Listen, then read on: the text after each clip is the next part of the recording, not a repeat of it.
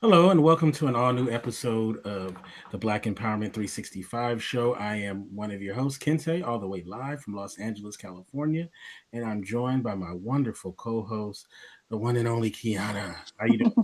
I'm wonderful. How are you doing this evening? I'm doing good.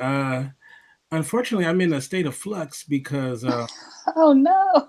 my office, I'm taking some stuff out, and hopefully the next time you guys see me on, it'll look the way I want it to look. But I'm looking at your background. Books going. You got look at that. You got the good books too. It ain't the fluff, and it's such a much more nicer, more visually appealing background. So I'm gonna need you to come and redecorate mine. Oh no. You know how long it took me to do this? Well, it's Oh not my always gosh. like that. No, it wasn't. It was not. But I'm very excited about tonight and our guests, and I will give you the honors to introduce our guest. Well, it is definitely an honor, and Mm-hmm. our guest. This is his second time coming on indie radio. He was on our Mars Men and Women Talk Mars Venus show, and Mm. one of the few people to be the single guest because we usually have panels, but he was definitely a strong enough person to have. And it's the one and only author, musician, filmmaker, Lenon Honor. How you doing, man? Oh, I'm doing good, brother. Thank you for having me. I look forward to talking with you. And sis, thanks for having me as well. Absolutely. I'm excited. Now, Lenon Honor, he's a person that I came to know about because there's a show that I watched called the Freeman Fly Show, and it's mainly about conspiracy stuff and that kind of thing. And I told this story, and I'll tell it briefly. When I was watching that show, I watched it. I watched, he brought Lennon on 5 minutes into the interview, and I was like, wait, I got to know who this brother is. So I actually stopped the interview, went and found his website, and I must have binged through a lot of his content. Then I went back and finished the interview that he did with Freeman Fly, and I was just blown away by the content. And it's funny, I have yet to have you on the show to talk about what I initially saw you in, and the content that made me become a fan of your work. But it just shows you that this brother does so much good work Mhm. that what I'm saying. It's just not one thing you can talk to this guy about. So it's a blessing to have you back on the show, and I'm looking forward to having you on. And can you give us just a brief overview of who you are, what you do, and that sort of thing? Yeah, sure. Well, in the first place, I'm a husband and father. My wife and I, we just celebrated 17 years together last weekend. Yeah, it goes by so quickly too. And we've been in a loving relationship, and I'm a blessed man. We have 5 beautiful children. So most importantly, my commitment to my wife and to my children is the most important thing in my life, and has been since I met my wife 17 years ago. But of course, I do a lot of other things too. I've written books, produced documentaries. I'm also a musician. I went to college to study music. Um, well, that's pretty much it. I'm on, and I also have a full-time job. I work I'm a dock worker. I'm on a forklift. This past week I did 40, what was it, 51 hours. so so Wow. in addition to everything else that I do in terms of creative work and trying to help people, I also help people with male-female relationships in private sessions, life coaching sessions, but also relationship sessions, coaching sessions. In addition to all of that, I hold that full-time job so that I can provide more for my family. Because at the end of the day, that's what it all comes down to: being the right type of a model for a husband and father, especially for my sons, and I want my daughters to see that as well. So that's me in a nutshell. I'm gonna have the fellas on the dock. Do they really know who they working with? No, and really, brother, I'm really an average, regular old dude. Like when I started working there, people don't see me any different. I tend to have a very positive attitude while I'm there, so people notice that. And my work ethic is like 100%. Every day I go in and I give 100% no matter what. It's not the most glamorous job, and it's physically taxing, and we're exposed to the elements, and we're in Utah, so when it's cold, it's cold. Um, But the main thing is that for me, as I'm really an average a man, and I feel like what I do is exactly what I should be doing for my family. And I think they pick up on that. So they don't see me as anything extraordinary because they're not familiar with my work at all. And that's okay. I'm a regular old dude. It's good. That's separate too, you know. Like, yeah, it's good to have, you know, that in one place, and then you can just come and work and do what you got to do. So, and Yeah. you're in Utah, right? You just recently made the move, right? Yeah, thankfully, we moved about 7 months ago, and we were living in a rough situation for many years, and we finally got out, and we are so thankful. We are so blessed, and since we've been here, it's been a total shift on so many different levels, but in particular for my family. You know, our children, they can go outside and play, but we don't have to worry about anything crazy happening outside. You know, my wife, she feels safe and secure. You know, I'm also a lecturer too. This past 2 weekends, I was this last weekend I was in Sacramento. The weekend before that I was in Phoenix, Arizona, lecturing. And this was the first time that I was able to leave the house and feel perfectly secure and not have anxiety. And that has to do with the fact that we're living in a peaceful environment. It's a beautiful home, and it has been one of the best things that has happened for my family since our last baby was born. So yeah, we are welcome to move. We are thankful and we're grateful, and for sure, we're not going back. Oh, that's a big move, though. Yes, yes. Yeah. So we also like to ask about your background as a teenager, you growing up. If you could share a little bit about yourself, the young. Yes, yes. And I did that in the last two lectures. I gave people my background, and people tend to kind of be surprised because I think we tend to do that when we meet people. It may be later on in life and we make these assumptions about them depending upon where they're at in their life at that moment. But the truth is that we all have a story. Absolutely. And part of the reason why I've committed so strongly to trying to be the best man that I can be, it's an everyday process, trying to do better for my wife and for my children. Being a better father, being a better husband was because when I was growing up, that's not what I saw. That's not what I was privy to. And that's not what my siblings saw. That's not what my mother experienced either. And I grew up in an extremely abusive household. And my father had addiction issues, not just alcohol, but also drugs. And at a certain point, it was crack cocaine. And when crack cocaine hit, it was like an atomic bomb. It destroyed so many different families, and my family was not exempt from that. So, you know, growing up until the age of 13, my father was in the home. But then after that, but he was extremely abusive during that time. But then after that, he was out of the home, and I've been fatherless since. So part of my journey has been recognizing that no matter what it is that you have experienced as a young boy or a young girl, for that matter, doesn't mean that you can't transcend it and become something that is meaningful. In other words, that you can become a man even if you don't have a father in your life. That you can become a woman even if you don't have a father or mother in your life, for that matter.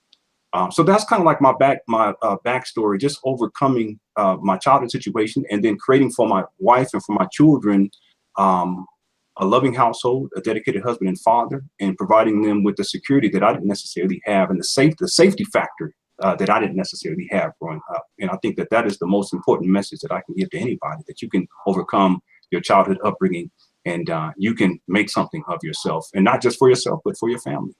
And you're from the Bay, right? From Oakland? No, I'm from Southern California, San Diego, but I met my wife in Oakland, California. Yeah, so we got a lot of wonderful memories, my wife and I. Oakland. Yeah.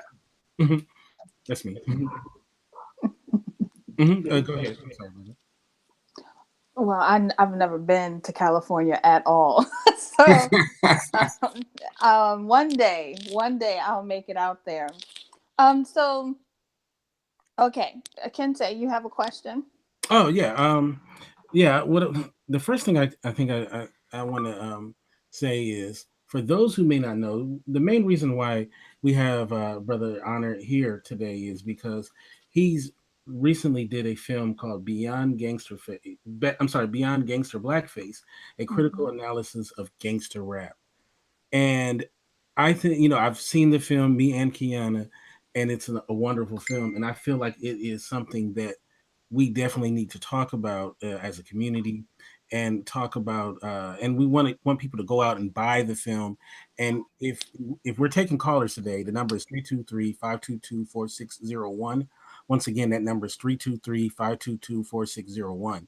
And so we're gonna at some way we're gonna figure out, we're gonna actually give away a copy at some point in this episode.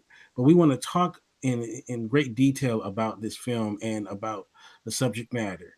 And I want to first start off. The first question I have is, what made you make this film?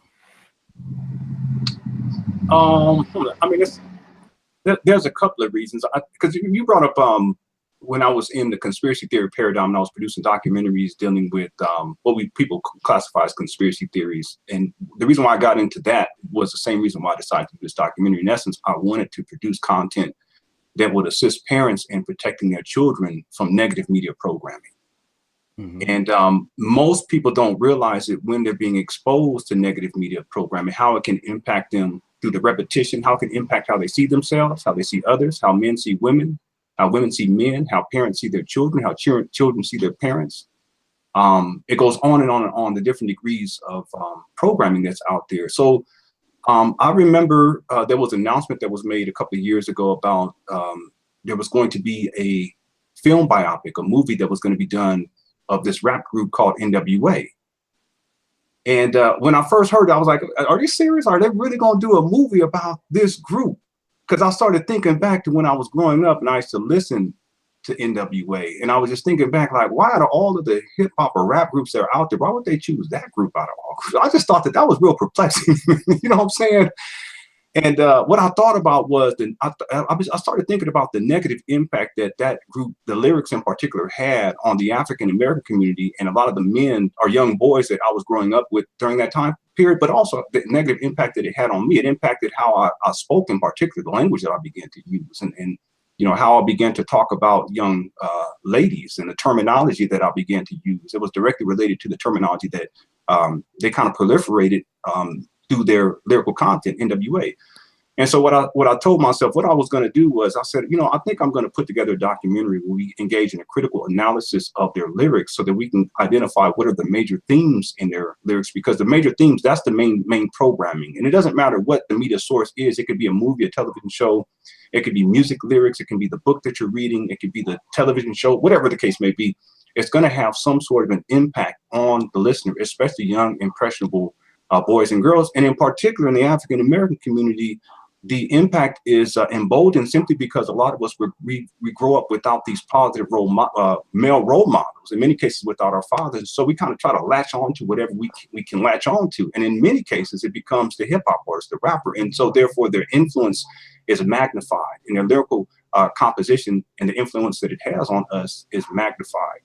And so I began to engage in this critical analysis. I looked at their 4 albums and I listened track by track over and over again. And I began to write down what words are being used the most over and over again. And based upon the repetition, you are able to identify the major themes. And based upon the major themes, you identify what the programming is. And then we can ask the critical question, whether or not the major themes that were presented within their lyrical content, was it in the best interest of the African American community? Was it in the best interest of young, impressionable boys and girls? Was it in the best interest of the perceptions that other groups of people have about African Americans? And overwhelmingly, and when you do the statistical analysis based upon the lyrics themselves, is quantifiable.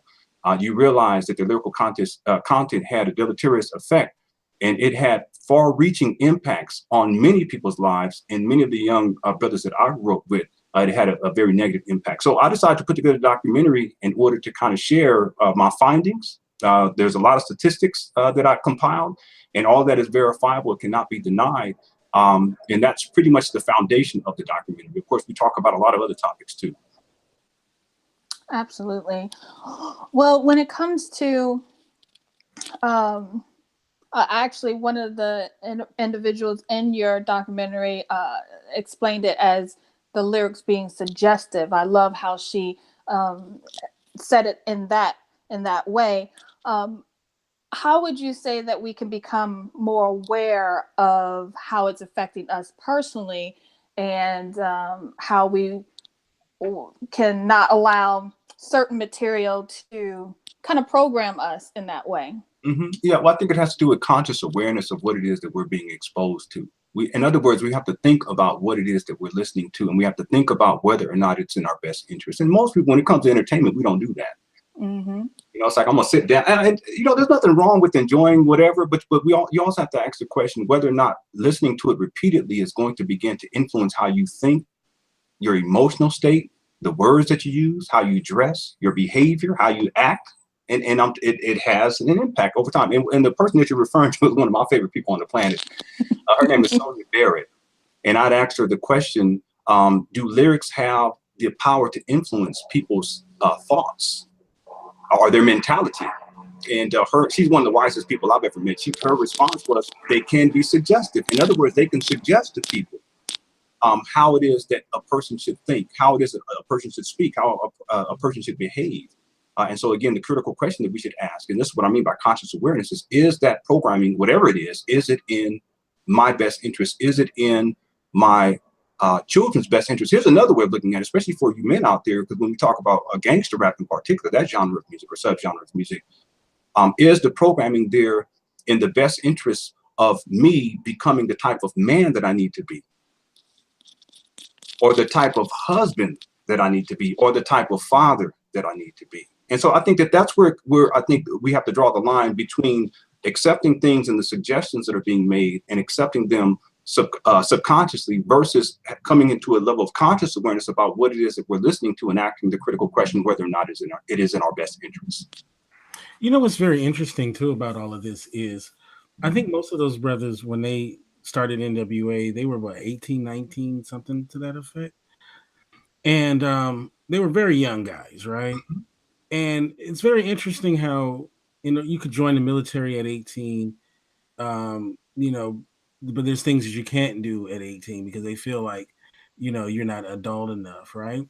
And I wonder if by taking these guys who were very young, who, you know, they're not thinking beyond right now in the moment, right? And give them that platform to put out what they did, you know, that you can push an agenda that is, like you said, against your own self-interest. I mean, should we put a lot of the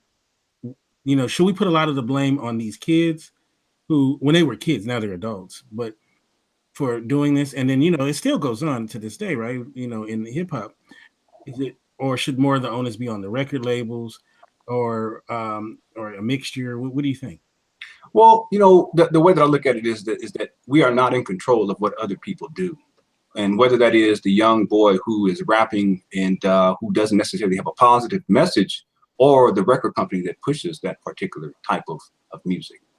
The way that I look at it and what I try to encourage is people to look at themselves and ask the question as to whether or not, as a listener, they are going to listen or not. You know, and so what I mean by this is that what we do have control over, and part of this is not getting into the blame game so much, because we can blame people all day, but the question really is, what do we have power over? And what we do have power over is what we choose to listen to, what we allow ourselves and what we allow our children to listen to. We have power over that. So that's, you know, I've had that question before, and I just want us to be careful because it's not so much about blaming anyone. Again, in the case of NWA, yes, we're dealing with young boys. And let me say something as a side note real quickly here. I hope I already answered the question. If I didn't, just ask me again. But the point that I want to make is that it comes down to, it's not about a blame, it's about responsibility. Who's responsible? In my opinion, the person who is most responsible is the listener. It's up to us. But I have to say something else, because this is one of the aspects of hip hop, just as a genre of music that permeates itself throughout hip hop, but then also within hip hop culture. And that is to say that what the preeminent perspective that is being presented within the lyrical content is that of young, immature boys, not grown, responsible men. And if we listen to the lyrics themselves, you will find this out to be true. And I always ask the question, when was the last time you heard a hip hop artist or a group of hip hop artists, and this music is being promoted, and they're talking about why it is that we should, as young boys, commit ourselves to becoming responsible men and everything that is entailed within that? When was the last time we've heard hip hop artists put forth consistently, and not only just put it forth, but also live that a message of being a dedicated husband to your wife, respecting women, not just words, but through actions. When was the last time we heard the elevation of the family institution? When was the last time we've heard hip hop artists speak about and promote fatherhood, and why it is important for us as fathers to be dedicated to our children and be there to be providers of and protectors of, the providers and protectors of life, the preservers of life? We don't hear that message. And the reason why we don't hear that message is because predominantly the people who are issuing the lyrical content are immature boys, many of which were not raised by men into men. So in other words, they don't have an orientation towards manhood that can be justified even within their own minds. They haven't even arrived at that place in their life. And there is a maturation process that is completely absent in many of them. And that is perfectly reflected in the lyrical composition. Now, again, to place blame, I don't think that's really the issue, because a boy is a boy. What the real question is, what are we going to do in terms of being responsible for ourselves, in particular as young men, so that we can push forth the message of manhood and fatherhood and being a dedicated husband? In other words, we can't expect young boys who are not raised properly to bring forth that message. It's not even within their conceptual reality.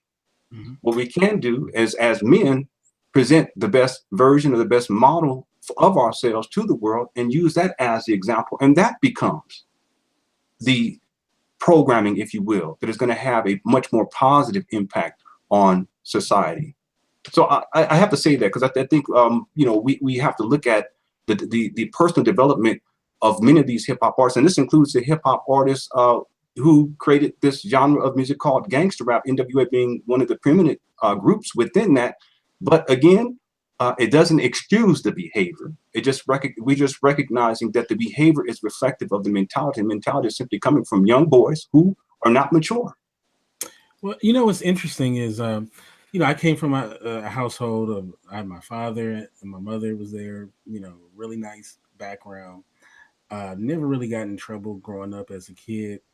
And, went to private school at junior high when I was in NWA. And I listened to NWA, heavy, right? Listened to all their albums and all of that stuff, bumped their music, and I was fortunate because I had so much positivity coming from my household. Like, my father's an activist, my mother, church, that kind of thing. So, I mean, it was entertainment, I'm not saying that some of that programming didn't affect me, but I think because I had so much other stuff coming in, I think I wasn't as affected as a lot of people who that's all they have is that, what I mean? Like they don't have no other side. They have that. And it's over and over and over beaten into their head. So, you said the listener, right? I mean, I was a listener. I listened, as did most of the cats that I grew up with. But I mean, if you're a child and you get your hands in a hold of this, and it wasn't that my parents let me listen to it, I did it behind their back. It wasn't like my mom just said, "Here's the new NWA album," So I mean, is that really fair to blame the listener? Because I mean, I was a kid, you know what I mean? And, like I watched horror movies behind my parents' back. I saw Jason. No, I understand the question, but again, I'm not saying blame. Mm-hmm. What I'm saying is to take it out of the scope of blame. When I'm putting it within the scope of responsibility. And these are two very different things. In other words, that as a listener, as a child, you did make a choice and you have to be held responsible for the choice that you made to listen. Now, it wasn't probably the best choice to make. Okay, I wouldn't want my sons listening to it. But on some level, if you choose, you choose. Mm-hmm. So part of what I'm saying is that I think a better word to use when we talk about the listener is being more consciously aware of what you're listening to and then being responsible for yourself in terms of what you're listening to. And then as it applies to the record companies or as it applies to the artists who put this stuff out, it's not so much about blame. It's about holding them accountable. I think that there's a difference because when we look at I hope this makes sense. I'm not saying that somehow we are to dismiss the contribution, the negative contribution that some of these artists have, or that some of these record companies have. That's not what I'm suggesting. Right. What I'm suggesting is that the empowered approach is for the listener in particular, because we don't have control over what the artist do or the rapper does or what the music industry does. But as the listener, that it is about being responsible for what it is that you are listening to, and also recognizing and asking a critical question whether or not it is in your best interest prior to listening to what it is that you're listening to. I hope that makes sense. Makes perfect sense. Mm-hmm. Yes, absolutely. I completely understand what you're saying. I think that, it isn't about blame, and it is definitely about responsibility.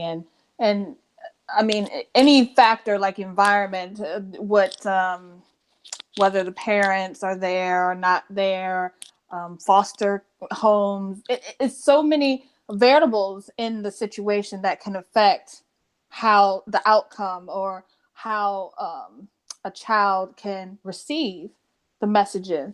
And I mean, as far as what's going on now, I said I'm 36, so I'm still trying to learn the Cardi B's and all this new music, and trying to keep up with it, because I have a 9 and 10-year-old. Mm. And so, and you're a father of 5, you're a husband. So how would you suggest parents, especially that don't listen to that type of music, how would you suggest that we help our children, monitor it and help them understand the right and wrong of listening to music that way?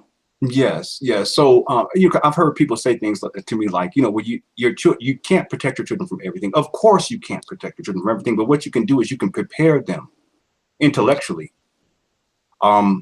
So in other words, what I mean by this, and I think this is something parents should do from the beginning, and it's not just about media, exposure to media. This can be about all different types, and this can be about male-female relationships. So, I've already talked to my sons about this real quick as a side note. Sons, the objective is not to try to somehow get a girlfriend. We don't even use that term girlfriend. It's like, that's not the objective. The objective is to learn how to interact with these young girls and to learn how to be friends with them. Well, yeah, kind of like how you and mommy are. Yes, that kind of like how me and your mama is. In other words, that's a part of preparing them intellectually for male-female relationships. In other words, we have to do this at a very early age. So let's flip this around with when it comes to mass media and the media exposure, and in particular when it comes to the radio. I've actually been, over the last week, I've been listening to this radio station out here, and the types of songs that come on. I know how every single generation, when you get older, the older folk, they be like, well, I can't believe what these young people are listening to. I was always like, well, what are you talking about? Okay, now I'm 42 and I turn the radio on, and now I understand where those older folk are coming from, because what happens is over time, the musical composition, in particular lyrical content, becomes more and more degraded. Yeah. And the topics that are being spoken about, and the manner in which it's being spoken about, and the perspective that these topics are the perspective that the artist is speaking on these particular topics are so irresponsible and dangerous. Now I understand why grown folks say, used to say them. I'm grown folk now, but back in the day, but I don't understand what you young folk are listening. And so I was listening just the promotion. I remember back in the day, they used to promote alcohol, and be like, wow, I can't believe they're saying that. Then I remember Chronic came out. Dr. Dre was okay. Well, I was like, wow, can you believe this? Now it's like Vicodin, it's designer drugs, it's Molly's. And it's promoted like this is what I do, and this is what we should all be doing. And it's always been there in terms of promoting things that are unhealthy for people, and in particular sexual promiscuity. But now it is so over the top. And I'm sure that, 20 years from now, it's going to be even further out of top. So what I'm saying is, again, we don't have any control over that. I'm sorry. I wish we did. What we do have control over is preparing our children so that when they are exposed, they can make an intelligent decision about whether they're going to watch, or whether they're going to listen to, or whether they're going to read. In other words, And we've done this with our children. We use the term what is appropriate and what is inappropriate. And we've been talking about this from the time that they were babies. They have been prepared, and they know within them, there's a part within them that tells them there's something not quite right about this, and I should not listen, I should not read, I should not view. I remember, I'm sorry for going on, because it's such a very important topic right here, because this is what I mean about responsibility as parents. It's up to us. You can't protect them from everything, but you should prepare them intellectually so that when they are exposed to these types of things, they can make the best decision for themselves. I want to give one quick example. I remember back in the day, I think I was like in the 4th or 5th grade, and we were raised in a situation where there was so much contradictory information. On one hand, you know, my mother used to tell us that we shouldn't curse, but then my father was so abusive physically and verbally, he used to curse all the time, you know. And so there was and then we had relatives, I mean, they couldn't stop, but just, you know, and so you're raised like that, and you have to kind of make this decision on whether or not you're going to do it. And you don't do it while you're in your mama's presence, but when you get away, you might drop a little something. Okay. I remember this like it was yesterday. I was in the 5th grade, and I remember I was at school. It was at the school called Audubon. It was an all Spanish speaking school in San Diego, California. In other words, English was a second language. How about that? And we were standing by these bungalows, and there was these guys, some of my friends, I guess, and they were talking and they were cursing at each other. And in that moment, I wanted to participate, and I had this moment of where I said, should I participate? Yeah. I'm going to go ahead and start cursing. So I started cursing. And when I started cursing, there was something within me, even physiologically, that was taking place in my body. There was a feeling that I was having that I knew that this was not the right thing to do. And I kind of passed it off. And then the next time I cursed, I felt that again. But then over the years, the more and more I cursed, the less and less I began to feel that. Okay. So what I'm saying is that on one hand, I have the ability to curse because I kind of grew up around it. But then on the other hand, I was raised in a household, at least from my mother's perspective, where she taught us that it was not the right thing to do. So that was instilled within me. And so when I did it, I knew instinctively that based upon what I was told, the intellectual process that was given to me by my mother, that it was not the right thing to do. Now, I'm not saying that people can't drop an F-bomb. I mean, hey, you know, I might do that. I don't do it in front of my family, but if I do a video, I might do that to be funny, what have you. But the point that I'm getting at is that as children, we are impressionable, and what we are told and the parameters that are set in terms of what is appropriate and what is inappropriate does have an impact on us. And we can prepare our children, whether it is the language that they use, whether it is their orientation towards sex, whether it is the music that they're listening to, the movies that they're viewing, the television shows that the male-female relationships, we can infuse within them these parameters, not limitations per se, but some guidelines that can keep them safe from harm, or that can put them in an advantaged position so that when they are exposed to these things, or when they are in the midst of other people and the peer pressure is there for them to do something that they know within their heart is wrong, they can make the appropriate choice. So I think I kind of belabored the point. I apologize. Oh, no, that's fine. Absolutely. Thank you. You're welcome. Okay, so there's so much I want to unpack with the movie specifically, but I would before I get into that, we talk about, you know, what we can do as far as attacking indecency with the labels and stuff, and there was a person that I've grown to have way more respect for, who's now deceased, named C. Dolores Tucker. Are you familiar with? Yes. She was a pioneer, and honestly, as a young person, you know, I feel bad that I looked at her as an enemy almost. Yeah, because I was young and not that bright when it came to that. But she was really above the curve in what she tried to do, as far as she saw the negative impact that a lot of this had on our community, and she fought for that. And she definitely deserves our love and respect. She was a wonderful person. So I just definitely wanted to throw that in there, because she was one of the big fighters during that period of time when it was really breaking off. And, you know, and she really took a lot of flack from. Very courageous. Very courageous woman. Actually, she deserves a documentary to herself. I agree. Yeah, I agree. She's a great woman.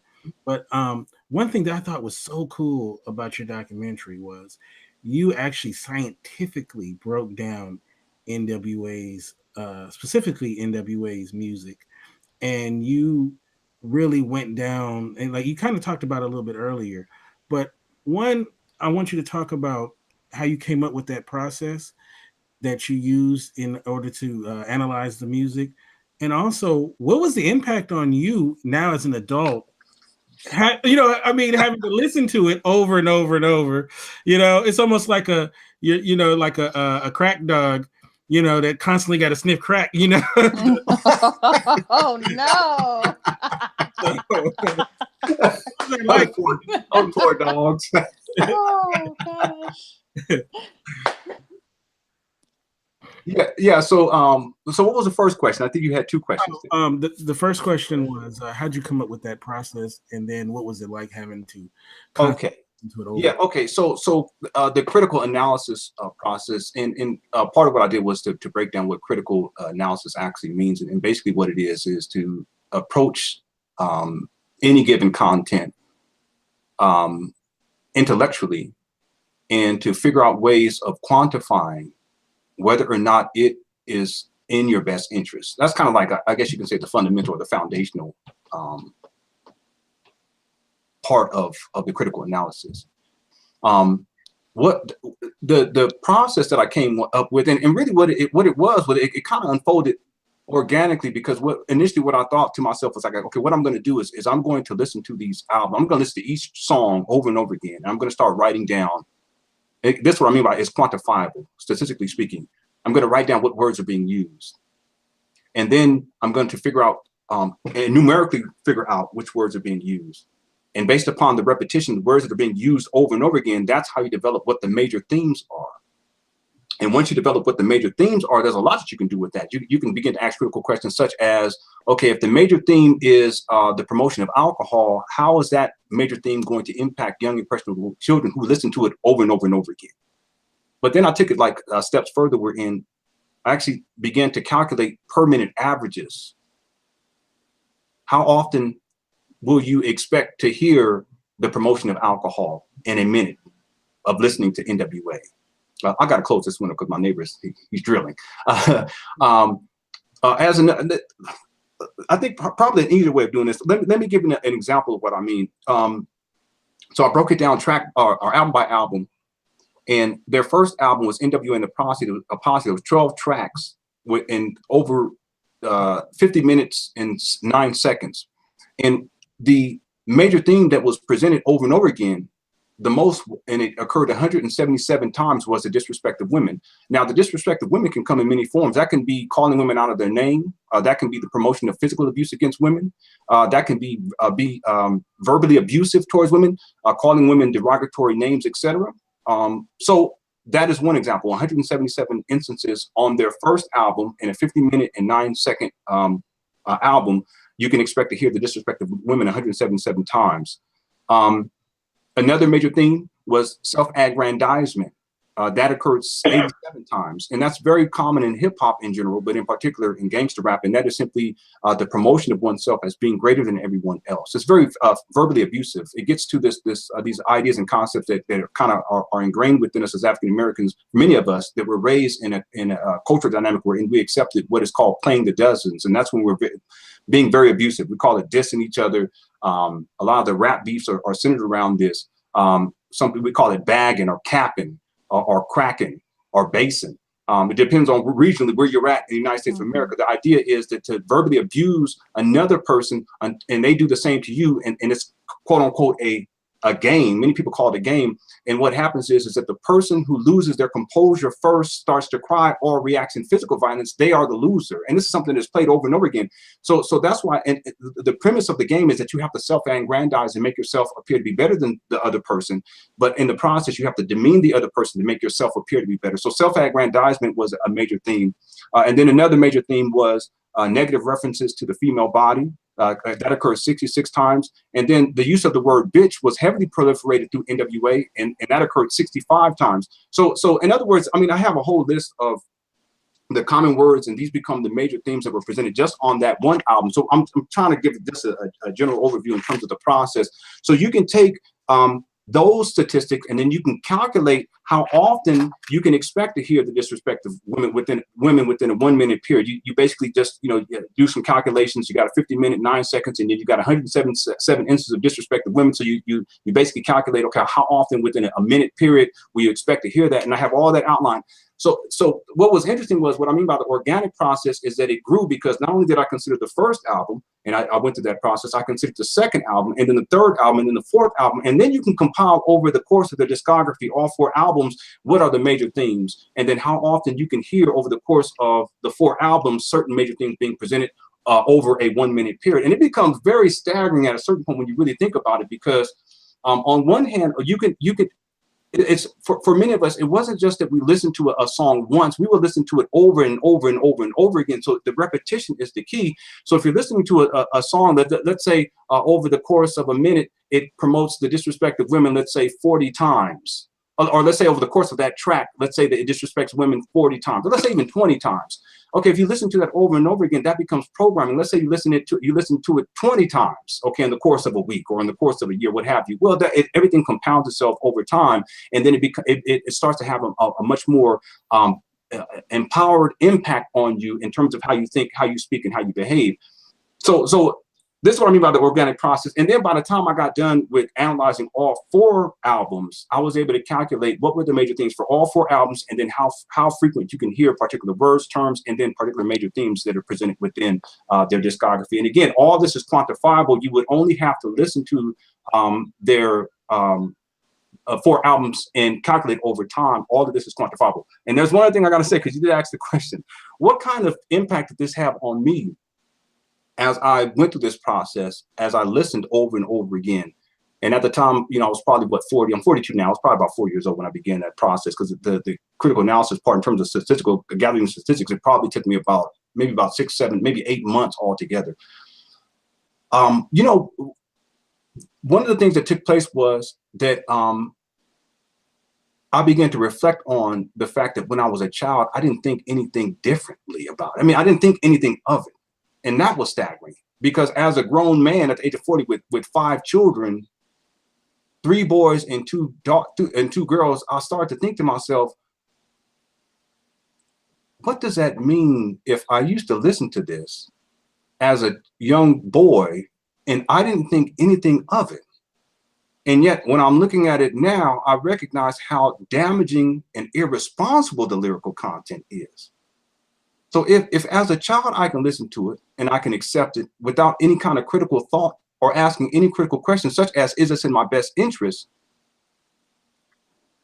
Then what about all these other young people who are going to be reintroduced to this lyrical content once this movie comes out? And you know, that's precisely what took place. That there were people who weren't even alive when NWA was out on the scene, and because the movie was promoted, they went and go watch the movie. They enjoyed the movie, and the way the movie frames the group is as if they're like these social conscious rebels fighting against the system. When in point of fact, when you actually do the critical analysis that is quantifiable statistically, you realize that the vast majority of their lyrical content, 95% of it in point of fact, is actually very negative, very irresponsible, and very destructive to the mentality of young African-American children. So on one hand, I began to have that type of an epiphany. But then, you know, on the other hand, there was a part of me that was kind of fueled by it, because I recognized why it was important for me to get this project done. Simply because I recognized that parents needed, all of us, we needed the proper intellectual tools to prepare our children so that when they are exposed to these types of things, they will be adequately prepared and they can make the appropriate choice. It was not an easy process too, because my wife, she used to ask me, you know, how's it going? Are you okay? It did impact me, because the lyrical content, the energy behind it. Obviously, if it's calling, you know, it's promoting calling women bitches and hoes and gang culture, promoting it as if it is somehow part of the ascendancy into manhood. That can have a negative impact even on me at the age of 40 at the time. So I can only imagine what type of impact that it had on me as a young boy, and what type of impact that it had on new listeners coming back to it, or being first introduced to it, or people who listened to it back in the day, let it go, and then now the movie comes out and then they begin to listen to it again. I hope I answered the question. I'll say real quick. When you were doing the analysis of the song "A Bitch Is a Bitch," yes, and I listened to it back in the day. But when you had the lyrics up there, And I'm like, dang, it's pretty raw. You know, like I was like, wow. I was like, dang. I mean, I used to just sing that like nothing. You know, like, yeah, it was something. So yeah, I get what you're saying, man. So go ahead, Quianna. Um, Thank you for explaining that. I found it also very interesting. If you could let me know the young lady's name as well. She mentioned specifically that back in the day growing up, and it's for me because, in my generation, being a stripper was taboo. It wasn't the thing to do. And I loved how she also explained that is not to down anybody or degrade anybody in any way for the choices that they made. But now being a stripper is kind of glorified. It's acceptable. And one specific thing, as you were speaking, I had thought about, in your documentary, you explained that NWA, they weren't necessarily living that gangster lifestyle, but they were rapping about it. However, the interesting thing that I noticed about some of the women now, like the Cardi B's, they actually were strippers. They are rapping about, the money and, I don't have to, what did she say? I don't have to work the pole anymore. Basically, that's what she's saying. So how can you kind of analyze how men, they're able to kind of storytell about this lifestyle, this gangster lifestyle. However, now in this generation, how women, they're speaking their truth in their lyrics. How would you analyze something like that? Yeah, well, I think. Well, first of all, let me go back. The person that you're referring to is one of the individuals that we interviewed named Akonundrum, and she gave some very insightful. She was just awesome. People, y'all just have to hear how she breaks this down. How it is nowadays that we have a new generation of folk who have been raised with the sense that I'll use the language. It is a badge of honor to be a hoe. It is a badge of honor. Yeah, I'm a bitch. It is a badge of honor to be a stripper. Just as when we were growing up, there was a lot of young males who thought that it was a badge of honor to go to jail. Mm-hmm.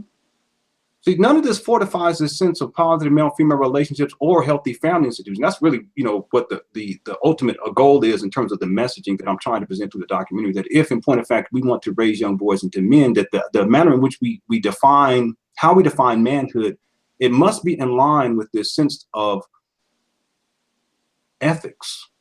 That no, you don't have to go to jail. You don't have to commit crime. You don't have to be in a gang. You don't have to be a gangbanger in order to have street cred. Right. So part of what Akonundrum was speaking to was how that there is a dynamic nowadays, and a lot of it has to do with simply the media programming that is out there, and a lot of the lyrical content now, this has been going on for quite some time now. It has promoted what I just simply call stripper culture, which is rooted in pimp culture. So on one hand, for young males in particular, NWA, one of the issues, and that's why I called it Gangster Blackface, was that part of the problem, I think, of their messaging was that they were speaking about things that were taking place in the quote unquote hood, but putting themselves as perpetuators of these things, even though they weren't the ones who were perpetuating these things. So in other words, gang culture as an example, because they promoted many different things, but one of the things they promoted was gang culture. The dawning of the gangster blackface, you have to put on a mask as if you are a gangster. We have a term called, these are studio gangsters. And, and I have an aversion to this simply because, I had family members who were gangbangers, and I had a lot of friends who were gangbangers growing up. And, there was something about their life that was very much real. Not that I agreed with the life choices, but a lot of them, they were put in certain positions where for survival purposes, they had to join the gang. But there's a difference between that compared to someone who simply wants to present themselves as a gangster so as to put forth this narrative or this storyline and then present that and proliferate that on the world stage as an accurate representation of all of us. And that now this is what is cool, and this is what we should strive for as young Black or African American and boys. And there was a lot of young men from my generation that I was growing up with that the music did influence them to move in that direction. Again, there's a lot of other influencing variables that, as you stated earlier, variables that come into play, but it did have a profound impact, and that cannot be denied. Well, now here we are, decades later, and it has gotten to the point where there are women who were quote unquote strippers in there because it has been accepted through programming over the last 15 years that this is the appropriate modeling and the best example of what you can be as a woman.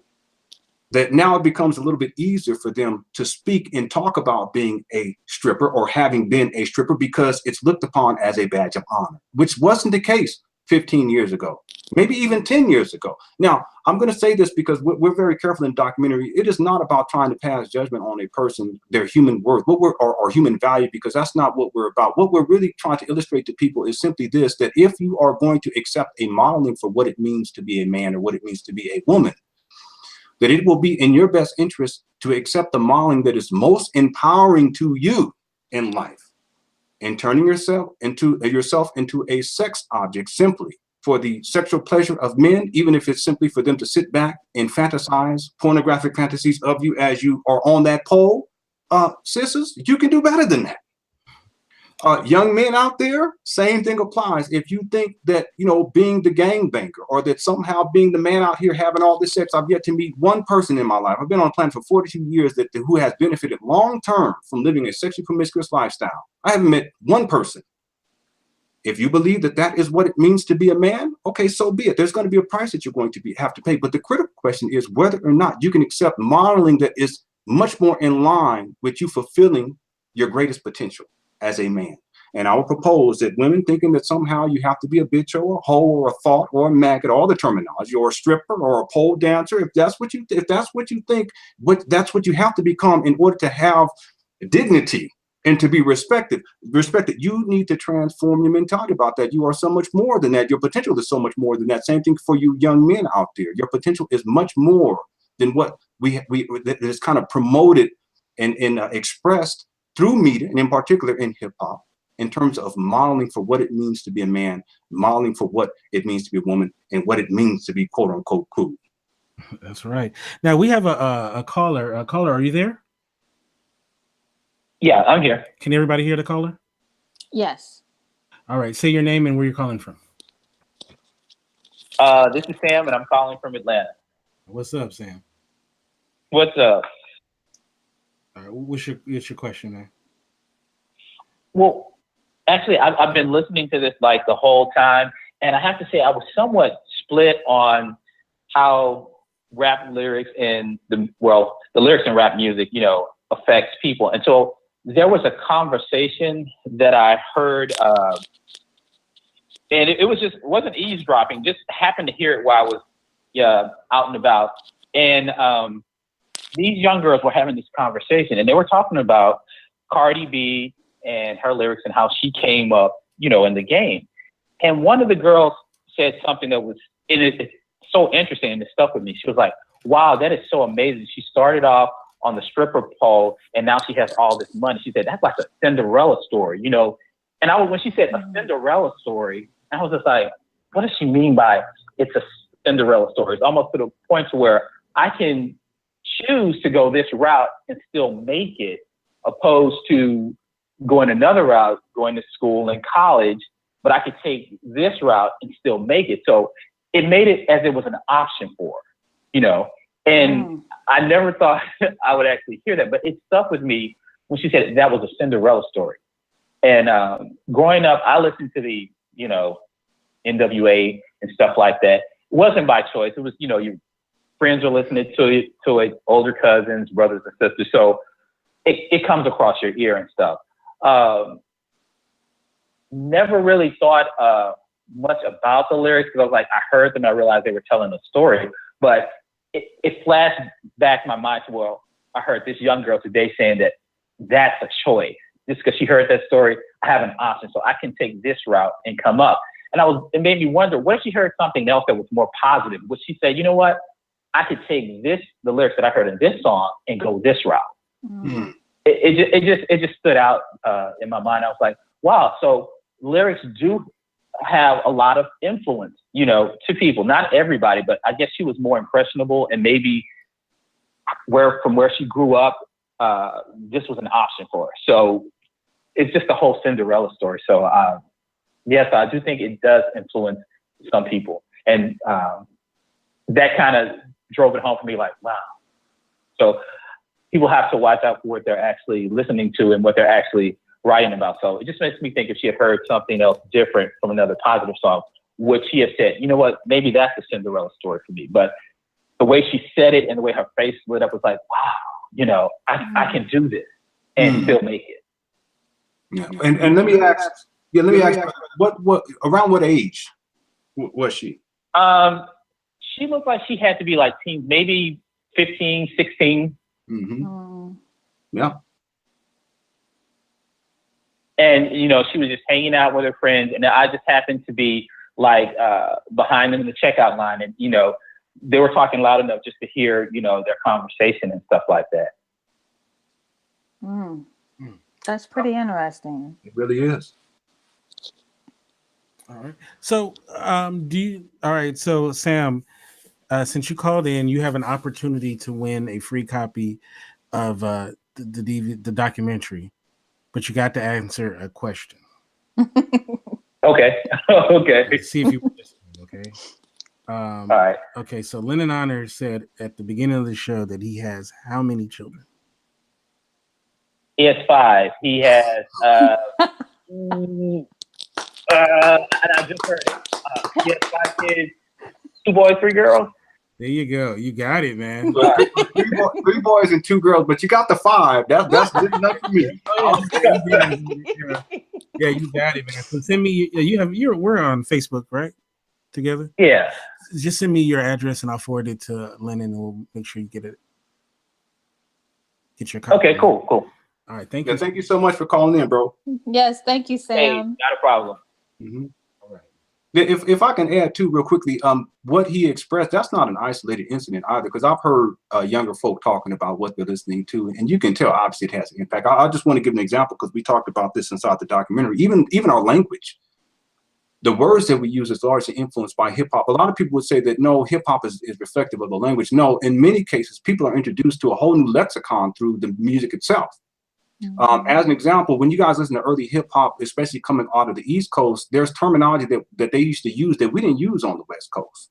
You know, as an example, son, you know, what's up? You know, I can't even use it because when I say son, I'm thinking my son. But on the East Coast, what's up? You know, son, I don't even know how they do it, right? but what happened was, for a lot of people, the terminology is used so much inside the lyrics that they're listening to, and they can be on the other side of the planet. And then you start to use the same language and the same words, even though you weren't necessarily raised using that terminology. So not only is it the words, it's also the fashion. It influences how people dress, the type of attire that if they see in the music videos, young men dressing a certain way, a lot of people start to dress that way simply because they see it. If they see the women and they're, you know, scantily dressed and they're on the stripper pole, you know, there are young women, they'll see that as a Cinderella. You know, that's the Cinderella for me. So I just want to reiterate that this is not an isolated incident. It just goes to show you that everything has some influence. And the idea is whether or not, in terms of being responsible, and particularly responsible parents, whether or not we're preparing our children intellectually so that when they are exposed, they can make the appropriate decision. All right. Thank you. All right. Now, before I know we have to leave, but I definitely want to get to something real quick about your documentary that I thought was so awesome. Is you had Brother Lonzo on in the documentary, and for those who may not know who he is, who probably seen Straight Outta Compton, so he was definitely depicted in the film Straight Outta Compton. Can you kind of give people a little background on who this brother is that was in your documentary? Yes. So see, part of my my critical analysis was also, I did an extensive research in the NWA. You know, I had a whole library of books. Some of them I still have, but when we moved, there's a lot that I had to kind of let go of. But this is what I mean by the research phase. we're talking probably about 8 months altogether. But there was also research that I'd done from my previous work when I was doing analysis on music videos that I kind of incorporated, and I kind of already had a knowledge base of. But I purchased all these new books, you know. I watched all these videos online, anything that had to do with gangster rap or you know, let's say the East Coast, West Coast beef, NWA. And I remember there was a video that I found on YouTube, and they were interviewing this brother, and this brother, I didn't know who he was, and he happened to be the founder of the World Class Wrecking Crew.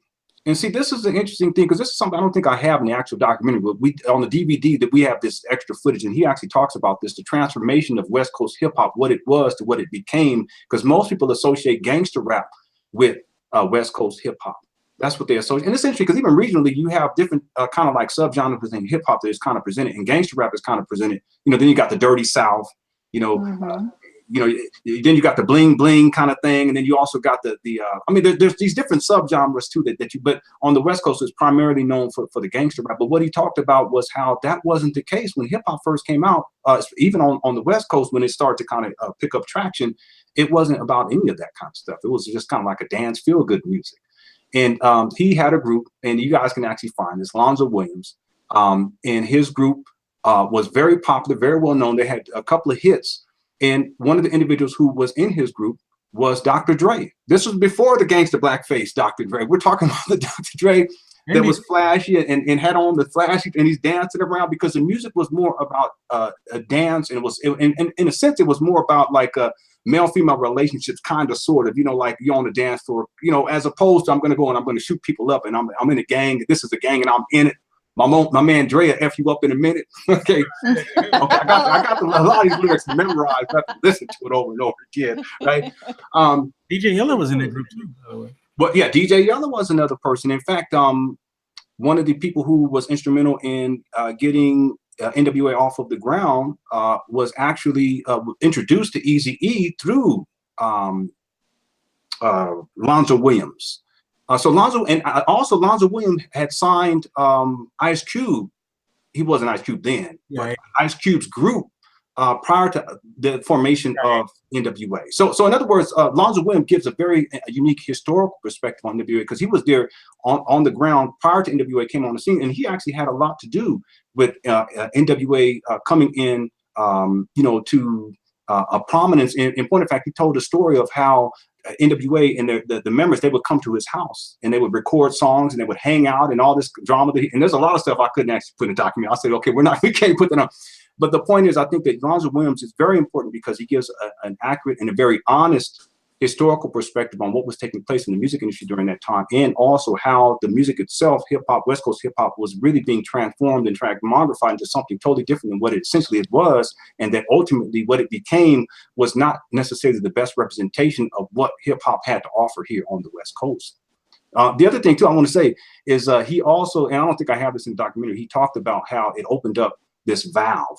And what he meant by the valve was that after NWA came onto the scene, you start to see this influx of a more quote unquote gangster oriented lyrical content. Because of their success, there were record companies that saw that as a model. Okay, if they can have success, then we can actually bring other people in and have them kind of present the same types of stories and actually make that profitable too. So NWA not only had an impact in terms of the music that they created, but also it has had an impact over the decades in terms of what the record industry and the record companies were willing to try out in order to generate more income. And most definitely the gangster narrative has been very profitable, but for the record companies in particular, many of these artists, but it has had a very damaging effect on the African American community. I'll tell you that for sure.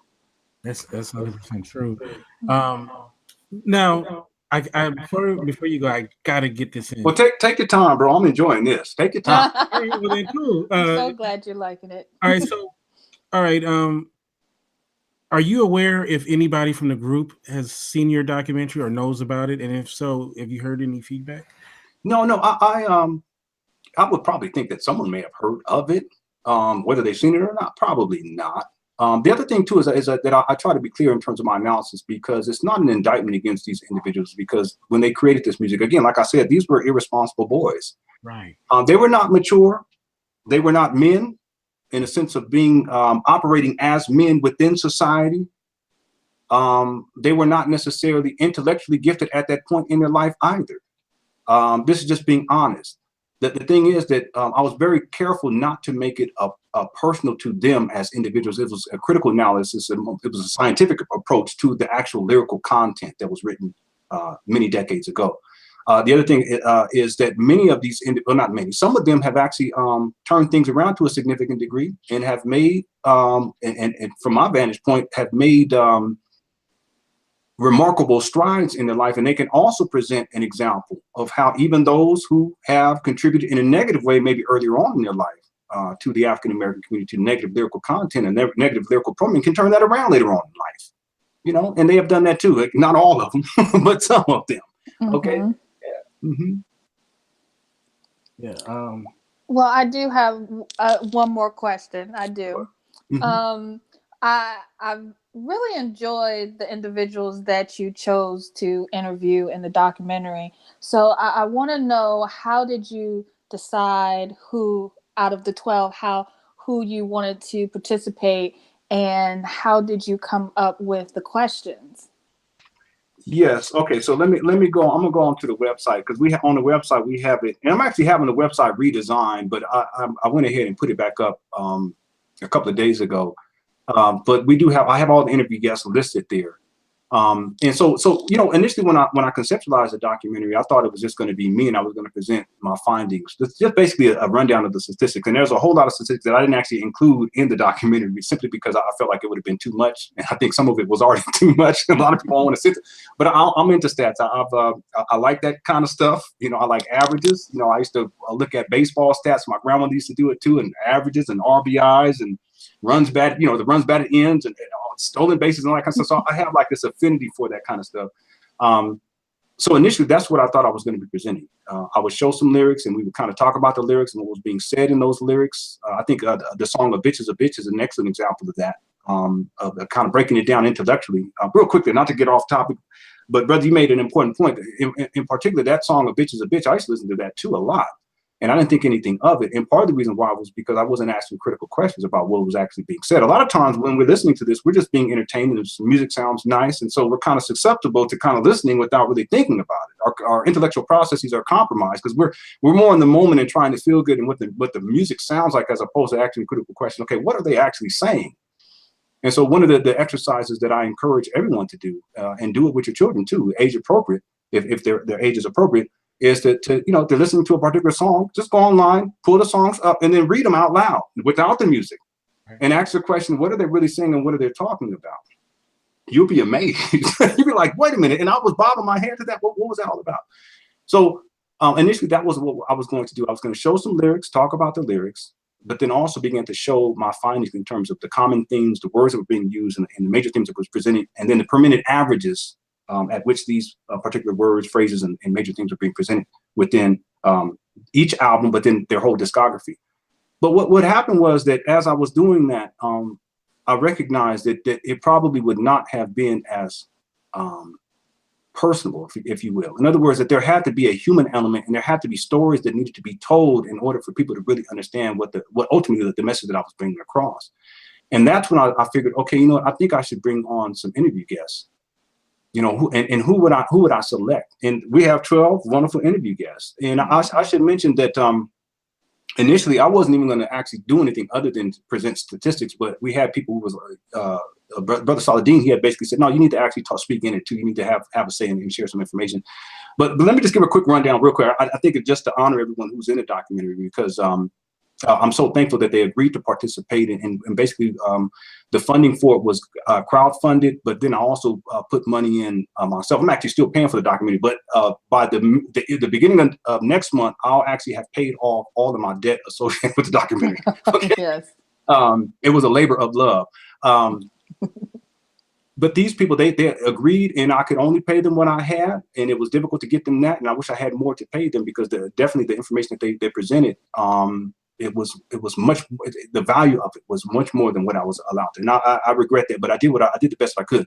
A Conundrum, she was chosen because she grew up in Southern California around the time when NWA was on the scene. And it was important to have a woman's perspective, especially a young girl at that time, in terms of the influence that music had on young girls. And it had a very powerful impact on young girls at that time period. Of course, Alonzo Williams, I think he's important because he gives her historical perspective, and accurate and very honest and candid one too. Also, he's hilarious. I think that was important too. I wanted there to be moments in the documentary people laugh. So I think he was an excellent choice. My wife, she came on board, and that was mainly because I wanted to show people that this was a project that my wife and I, she had to support me throughout this project, and we made a lot of sacrifices to get it done. So I think that it was a wonderful way to honor her by having her in the documentary. And then also what she shares in the documentary was also important. Gnu Rockwell, again, he's grew up in Southern California. He's also a hip hop artist. He's produced albums of music, and he has a very keen insight on hip hop and a very strong perspective on it. So it was important to have him in there as well. And there's a couple of other ones. Kinte Awadu, I chose him because I've known him for a long time, and he's been very active in the African-American community, and he's talked a lot about the entertainment industry, but also he had a very important perspective when it came to blaxploitation films, which was the precursor to hip-hop. And I think that what he kind of showed was the intergenerational dynamics to this, that it's not just a programming that my generation received. There was also programming that his generation received, my father's generation, and a lot of that was the whole pimp culture dynamic that was presented within that was presented within blaxploitation films. And a lot of the language and the terminology that you find in blaxploitation films, you find it in early hip hop, and there's a reason why, because the blaxploitation era was the precursor to hip hop. It's just programming for the previous generation, and then there was programming for my generation. So he really kind of bridges the gap in terms of the generational aspect of this. And then Luke Ellington, he's an old friend of mine. It was important to have him. He's another he's a rapper, producer, but he also grew up in Compton, and that's where NWA was from. And he had some very powerful stories that he told about growing up in that area during that time period. Mecca Islam was important for a lot of different reasons, and in particular, she is, as she said, a very strong proponent of hip hop. So it was important to have a woman's perspective who is a fan of hip hop, but then is also a mother to give her perspective as well. And there were two other people, real quickly. Nubia, actually three other people. Nubia, what was good about, important about having her on board was that she's a little bit older than I am, but she remembers early hip hop on the East Coast. So it was important to have people from different places. And she actually knew, I can't remember who the individual was, but one of the early hip hop artists. And she talked about how she remembered hip hop and how it was more about fun and partying and that kind of thing. And I think that was important. And then Sadiq Bakari, this is a brother based in Los Angeles. He was important because he is also someone who has studied hip hop extensively, and he also brings a certain kind of professional delivery, which I really appreciated in the documentary as well. And then, of course, Saladin Assad. Actually, there's two other people. I'm sorry, everyone. Saladin Assad. I got to get props to everybody. Saladin Assad. He was important. He wasn't just in the documentary as an interview guest. He gave a lot of perspective in terms of East Coast hip hop, but then also the East Coast West Coast beef, and I think that was important to kind of dissect too. But he was also on the crew, and he also designed the website as well as the CD or the DVD design. He did that as well. That was really great. Sonia Bear, we talked about her earlier. She's just an awesome person. I think it was important to have her on for a lot of different reasons, but one of the more important reasons I think was her story when she began to talk about domestic violence. And the way that connects to the lyrical analysis of NWA was one of the preeminent themes that they presented was the abuse of women.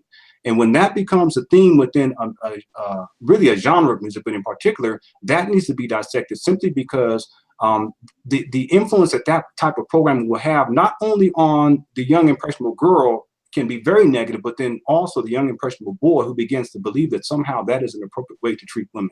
And there are a lot of men who actually believe that, and young boys, a lot of the programs they received at a very early age. So Sonia Barry, she brings a lot to the table, but I think that her story when she talked about the domestic violence was very, very important. And then the last person was Wolfgang Amadeus, and he's a hip hop producer. He's also based in LA, and he gave stories about growing up. And they also talk about their family situations and the types of things they went through. I think all that was very important because it humanizes the project to where it's not so much simply about statistics, it's about seeing the effect that this has had on humanity. And what I mean by the effect that negative media programming can have and has had on humanity. Mm-hmm. I have to say, of all the people that was on there, including yourself as well, and Lonzo and all those people, the person that I really, really enjoyed was your wife, your dear wife. Oh, thank you. she was awesome. And for her to share so much of her personal story, I thought it just gave the documentary that extra piece that it needed, and it put everything in the full circle. And I love that stuff. That was the best part of the documentary because it brought everything together. And I just really appreciate that you two, you guys such a power couple that you guys would share, that in the documentary, and it just added so much to it. And she was awesome to just hear what she had to say about the music and its impact and all of that, and then also to have your wonderful kids in the documentary. I thought that was cool, and it really showed your evolution, because you showed pictures of you back in the day. And I just tell by the pictures you was on. You know what I mean? You didn't need video. You could just see the picture and say, okay, that's the different Lenon. Yeah. I'm sure you don't want to run up on it now, but I'm just saying. Yeah, no, it's real. It's real. Oh, calling you out. He's calling you out. I was like, oh man, you brother look different in them pictures. Yes, it's been a long journey. It really has, but it shows you, and by no means have I arrived. Like every single day, I'm trying to be better. I'm reading books right now just so I can be a better husband to my wife. I also want to be a better service to people that I talk with in terms of counseling for relationships, because sometimes I feel like I'm not doing the best I can. So I'm reading because I want to be able to do better, but there's something I have to say about my wife too. And there's two other people too. Let me mention my cousin, Jamal Rashadi. He was on crew too. And he was very instrumental in terms of getting this project off the ground and bringing the professional dynamic, because we really put together a good quality. The video is good quality. We have the B-roll footage with the drone footage, all that. That was all him. The lighting, that was all him. And then also got to give props to Gene Esther. He actually did the artwork that appears inside the documentary. So I'm very thankful. I just wish I had more money to pay people, because what they contributed was far. I mean, I just wish, but you do the best that you can. If I hit the lotto, I'll be hooking all of them up. Okay. I got to say something about my wife too, because this strikes me as I think about it, because one of the things when I look at the doc, and I haven't looked at it in a while, but from time to time, because I still need to do the YouTube version, and I'll get to it when I have some time. I've just been so busy, and we're still getting settled in here. I actually put the project, in terms of the promotion of the project, on hold once we moved here, because I had to get things in order for my family. We still got a long way to go. The job has helped clearing up some debt, and providing more for my family in the process. Baby got to have more food. Baby's got to have new shoes. All that. Okay, yes. It's 5 of them. It's not an easy task. But the point is that at a certain point, I think things are turning around where I can really start to promote the documentary and focus on it to where it can get out there. And that's why I'm thankful to be here. I'm so excited. It's like, I really appreciate this opportunity. There's something to be said about my wife, though, that I think is important, because there's so many different memories that come up because I've worked on this project for 2 years, and that's a long time. Mm-hmm. One of the things that stands out to me, and I'll remember this forever, is the day that we recorded all of the women, because on one recording session we had all the men come in, and then I thought that was going to be it, but then I said, you know what, this, for balance sake, we have to have women in this documentary, and okay, well, how am I going to get the money I don't have the money for that. Okay, well, let's do a crowdfunding campaign specifically for a recording session with the women. So we were able to put that. And I'm thankful for everyone who contributed to the crowdfunding campaign too. So you have to see this. Thank you so much, because it wouldn't have been done without you.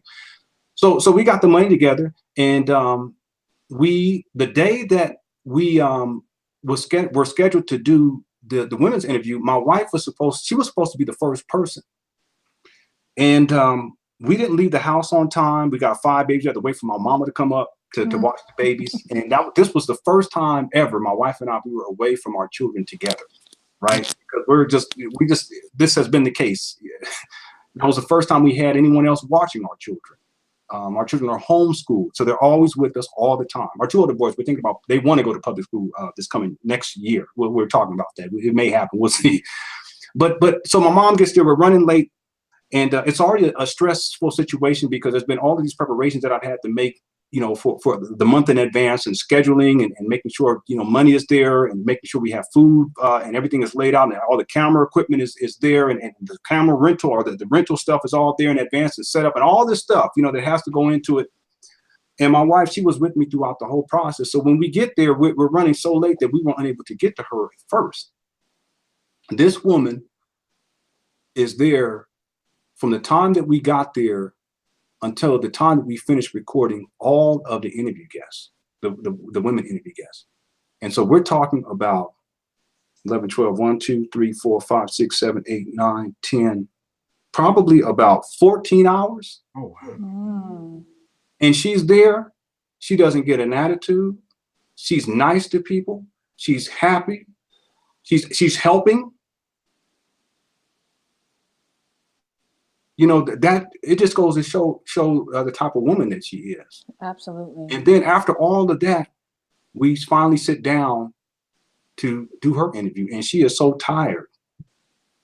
You know, she is so tired, not just from sitting around and helping out and getting, but also the fact that for the month prior, we're getting all this stuff together, and we have to make arrangements before we leave. And, you know, so, I mean, it was just a very pressurized situation.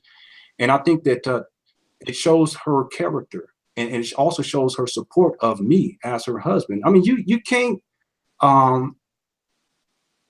can't dismiss that as being like, you know, an accident. It's something that is very powerful. And I think that it speaks to her character as a woman and the type of supportive person that she has been for the last 17 years, that she continues to be. I mean, it was so many hours, and she was hungry, you know, and the whole time I'm trying to deal and focusing on these women and trying to make sure that their needs are being met, and that the questions are there, and that everything is placed properly, and people coming in, and then they leave, and she's there the whole time, and she's totally supportive. And I think that that's part of what people feel when they actually hear her speak, even though by that time she was thoroughly exhausted.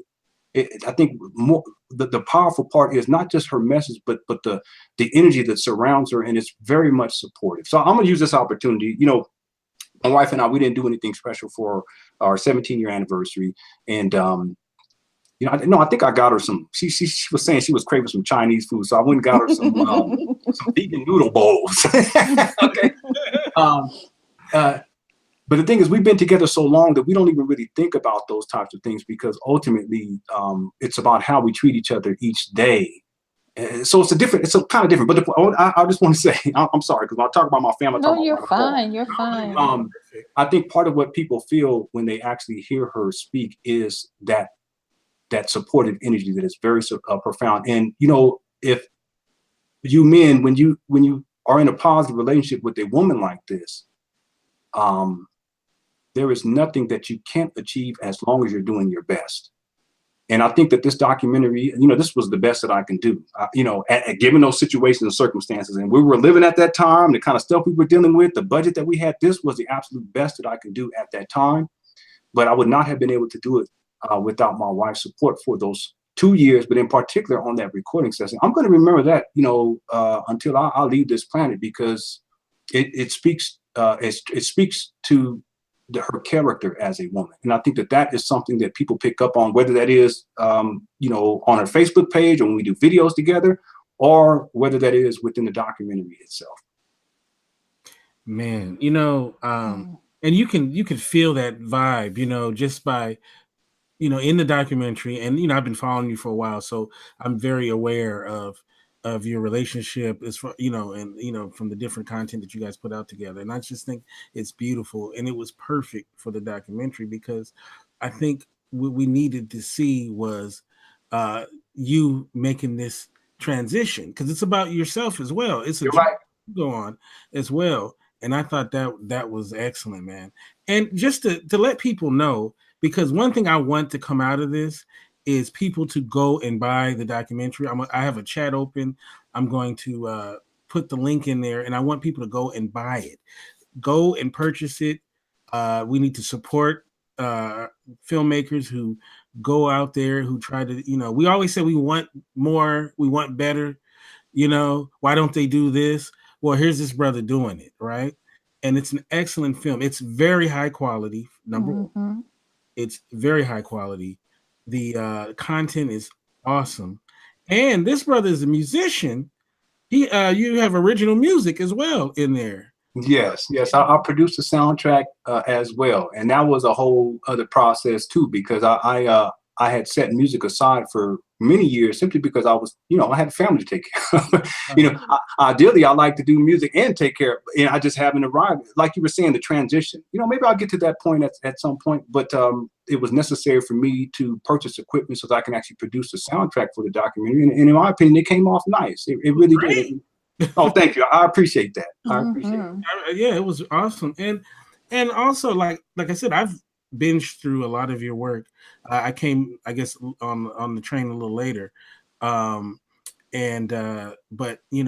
the content that you produce is awesome. And this is like the top, of all the work that you've done. This is like, up there. So, but all the work that you do is awesome. It's funny. There's a lady listening. Her name is Peaches. She's a musician herself. And when I announced that you were going to be on my show last time, she knew who you were. Like, she was like me. She was aware of your work. Okay. How's it going, Peaches? Maybe y'all should collaborate. I was like, oh, you know about him too. Like, it's like you were like this thing, like how you have like this kind of underground thing. And when you find out someone else knows about it, you're like, oh, okay, you in the club too, right? So I wanted to give a shout out to Peaches, especially because she knew about you way before I did. So, and she's a big fan of your work as well. Well, thank you, Peaches. I appreciate that. And brother, let me also say that I do consider this to be an important work. I've done a lot of different things. I consider this to be one of the most important things simply because of the time. 2 years, that's a long time. Mm-hmm. But I also have to say that that there were people who support this project, not only just the crowdfunders, but also people like I mentioned earlier, my cousin Jamal, Salih Nassab was very instrumental. And then, of course, my wife's support for those 2 years as well. So this all to say that if there is goodness in it, I think, part of it is because of my contribution. But I have to say that overwhelmingly, it has to do with the contributions of the interview guests, the crowdfunders, my wife, and these brothers that were on the crew, Salih Nassab and my cousin Jamal. So good things can come. And those good things can be even greater when you have this type of support. And I received a whole lot of support to get this project, and I'm thankful for that. Now, I got to ask you the dreaded question, what's next? What are we going to get from Lenon next? I know you always put out content on YouTube. So do you have any documentary ideas that you want to do? I know we're paying off this one. So, but we got to get to the next one. So. Yes. And I have a lot of creative ideas that run through my head all the time. I mean, there's a song that's been in my head for like 2 years, and when I'm at work, it pops in and I can't get it out. Until I actually produce it, it's going to keep popping up in my mind, and it gets annoying because it's been about 2 years. There's a lot of video, well, not a lot, but there are video projects that I have ideas about. But like you said earlier, transition. I think what happened for me was getting here to Utah was a transition. But then it also sparked a new transition for me in terms of my ability to provide for my family. Ideally, I would like for all this creative work to be able to be substantial enough to be able to create and generate the type of income that I would need in order to take care of my family the way that they deserve. But that hasn't happened yet. So what I decided to do was to set things aside. And it has been the appropriate decision. It wasn't easy either, trust me. Because you figure you put 2 years into a project and then now you're at a point where you can actually begin to generate income off of it. But the amount of time that you would have to put into promoting it properly, and even the amount of money that you're going to have to put into it and to promote it properly, it's going to continue to put your family in a hole. And so I had to make this decision, and it became a new transition. And I picked up this job, and the amount of hours that I've been putting in and the physical component to it, all right here hurts right now. All right here hurts right now. My hands haven't looked like this ever. I mean, it's just so. And physically, I'm tired. So this is part of my transition. But as one of the most important people I've met in my life, one of the wisest human beings I've ever met, Sonia Barrett. I saw her 2 weekends ago. We were at the same conference speaking, and we were sitting down. And she's talking, and I'm listening. I always listen. And she casually says, you're there. And you're doing what you are supposed to do right now. And there are some important lessons that you need to learn right now. It's a transition period. And once you learn those lessons, a new opportunity will come and things will open up for you, especially in terms of speaking. And then she smiles and she goes, now, that'd be $200. and I laugh so hard. But what she was doing was she was, on one hand, she was speaking the truth, but she was also giving me encouragement and saying, hey, look, you know, you set things aside and I understand why. And it makes sense because you have to do this for your family. But this is necessary because it's a transition and there's lessons that you're going to learn. And once you learn these lessons, you're going to be propelled. That's the term she used. You'll be propelled to do more and to reach more people. And that will also, and she also said that will also help you financially. The financial abundance will come as a consequence. So the point is this, and I'm so thankful because I remember that. And when she said it, I mean, it sticks with me as I go into work and I'm doing something I don't necessarily want to do, but I have to do right now. And there's lessons I'm learning on the job. I just remind myself that there will come a time where in this particular transition, a newer transition will take place and these other opportunities will come. And then a lot of these creative ideas, and I can't even tell you how many ideas that run through my mind. A lot of the musical ideas that I have, documentary projects that I've thought about, there will be an opportunity, there'll be the time and the finances for me to engage those things. But in the meantime, what I hope to do is to continue to put my best foot forward for my family and get us fully settled as a family here in our home. And once that is taken care of, I'm sure that the next opportunity will come. And I'm thankful for that when it does come. Now, just to let people know, you have to forgive me. I was slow on the draw, and someone called in. So please call right back so we can get you in right before we go. Yeah, I was a little slow on the draw when picking up the phone call. So I got to switch it. It does the go to, it forwards pretty fast. So, but anyway, Quianna, do you have anything before we say goodbye? I just want to thank you so much for joining us. And as Kinte said, we haven't done this in such a long time. And I'm so thankful that it's you that we had the opportunity to speak with and learn more about the documentary and all the listeners able to learn more. And Sorry about that. oh no, it's okay. It's okay. But I just wanted to thank you so much. I enjoyed the documentary. I enjoyed because I did not grow up listening to NWA. I didn't grow up listening to much music until I was in high school. Then it's ironic when you spoke about like Biggie and Tupac. In high school, that's what I listened to. But younger, I was outside when you mentioned baseball. I love baseball. I played, the Ghost Man. You didn't have enough players. You remember you had the Ghost Man. That's right. And so I'm just so thankful the perspective that you bring and to help people think a little bit further, be a little bit more aware of the impact that music, the good and the bad, and how you're able to help people think a little bit more about it, and not in a negative way, but just be more aware of what it brings to the table. So thank you so much. Oh, you're so welcome. Thank you so much for having me. I appreciate it. And I want to make it clear for those who may think this is a movie like bashing NWA and saying they're the worst things ever. It's not that at all. It's really not that at all. So, because there's some people, they're fans of the group, so they get very territorial about it. But I think it's a fair analysis of their music and their impact of it.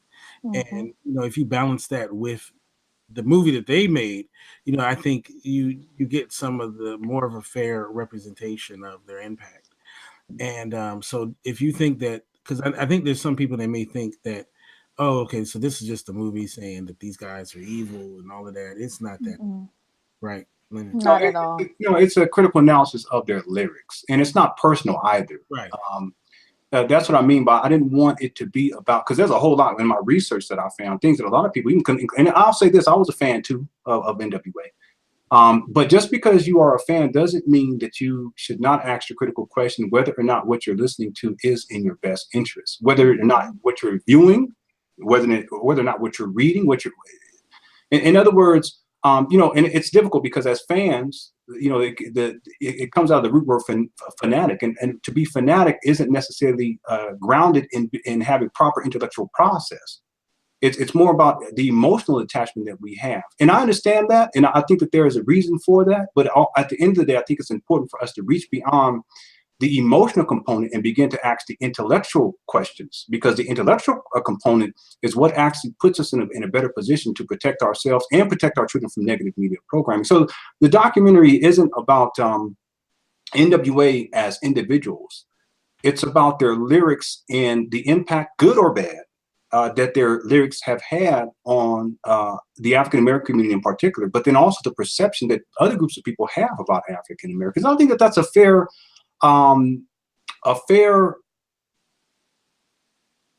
project to engage in. Right. You know, it's funny though, like, based on the other work you've did, I didn't expect that. I didn't expect, like it was gonna be a hatchet job of NWA or something like that. But I thought it was very fair. I mean, it was very, very, very fair. I thought the way that it dealt with it, and I thought that if you can't take that, what I'm saying, I don't know what to tell you. You know what I mean? Like, it's not true. Yeah. You're just saying, That's right. And see, the analysis is quantifiable.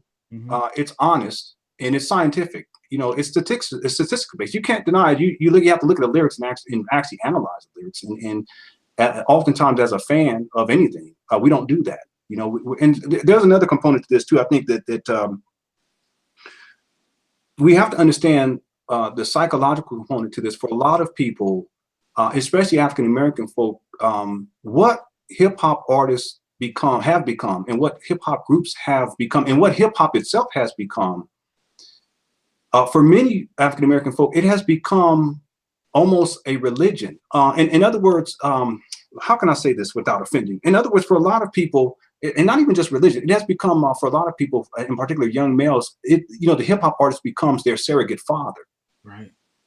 And what the father says has meaning to them beyond the intellectual part. It has more of an emotional meaning about making them feel good in the moment, because it makes them feel as if someone is speaking to them. There is a man who is really an immature boy, the rapper, who's speaking to them and giving them particular insights that make them connect, that makes them feel connected to someone that they perceive to be like a father figure. So I want us to understand that the psychological dynamics of this. And see, I understand this more now because I have 3 boys, and my oldest is 14, the youngest is 6. And I have seen over the last 14 years this need to identify with that father figure as, and it's no different than what I was seeking when I was a young boy. I was seeking to identify with something out there because my father wasn't there, or because he was there but wasn't necessarily a representation of manhood that I can necessarily hold on to because there was so much abuse there. I already knew instinctively that's not the modeling that I can adhere to.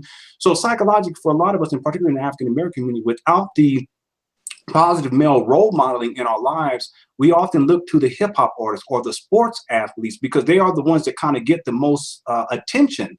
And I understand where that comes from, but then we still have to ask the question whether or not the messaging that they are presenting is in our best interest. Is it giving us an accurate representation of the steps towards ascending into the realm of a man, moving beyond the scope of being a boy, moving beyond the scope of being a young man, moving into the scope of becoming a man, moving into the scope of becoming a dedicated husband, moving into the scope of becoming a dedicated father?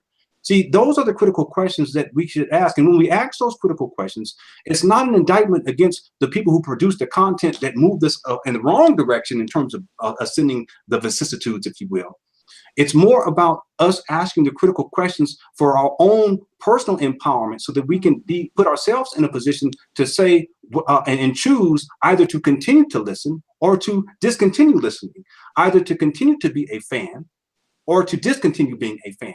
And see, here's the thing. Many of us, we became fans in our youth. We became fans when we were a boy or a girl. We became fans when we did not have proper intellectual process.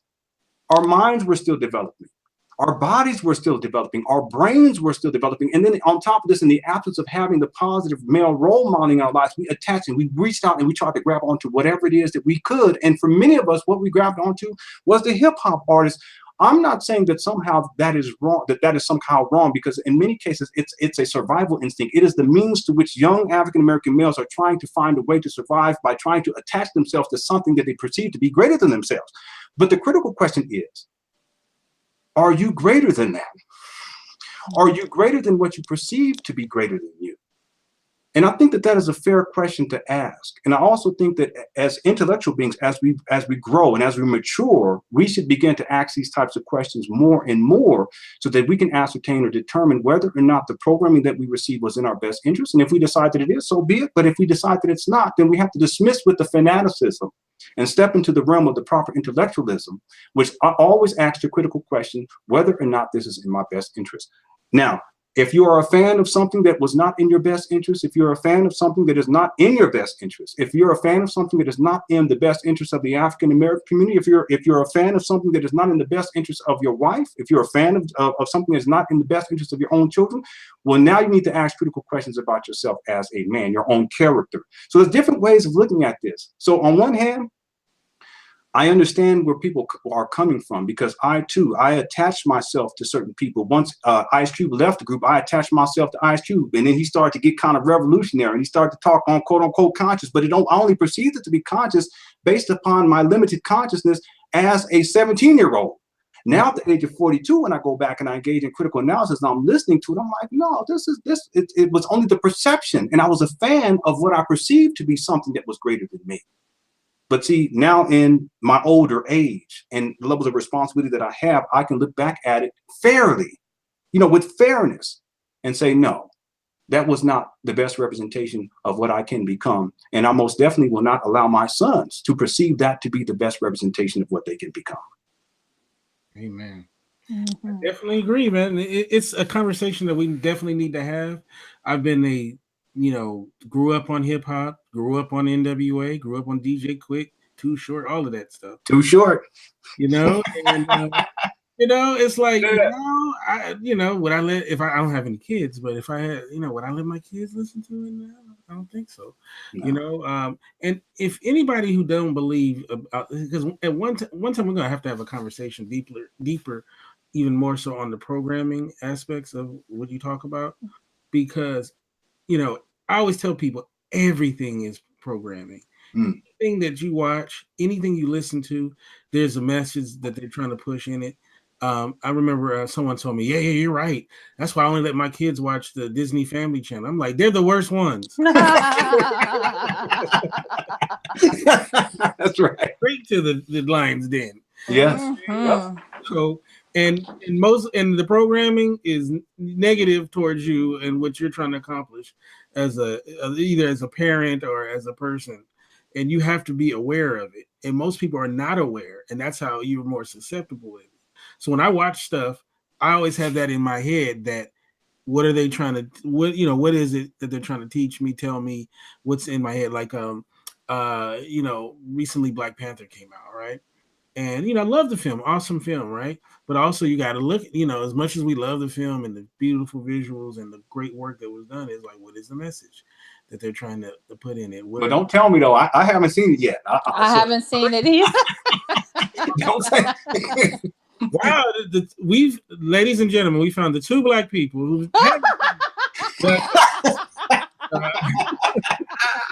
You said, I knew this was gonna be an awesome show. Now, Kinte, I do not usually watch. I've seen it like I don't watch TV 3 times already. Really. Oh boy. Myself, and I've seen it for Lenon, and then I've seen it for Quianna. So but it's a great movie. But don't think that there's nothing that is produced that has that is not some sort of programming in it. And there's a guy who's a lecturer. He always says that, because they always say, well, we only make this content is because that's what the people want. It says they never function on what the people want. They create the desire, instruction. That's so right. They don't bother with, oh, this is what they want. No, they make you want what they want you to want. And nobody wants to admit that, because they feel like, oh, they ain't got me. They got you. So it's very important that people understand it. So I want to first start off by if people want to purchase this film, how can they do so? What are the different ways? What's the website and all that? Yeah, so if you want to pick up a DVD, which I would encourage you to do so, the DVD has the documentary plus, I can't even remember, an additional hour and 20 minutes, I believe, something to that effect, bonus material. You can head on over to the website Beyond Gangster Blackface and you can .com, beyondgangsterblackface.com, and you can purchase your order there, and I'll ship out the week that you actually purchase. You can, and then also we also have a streaming site.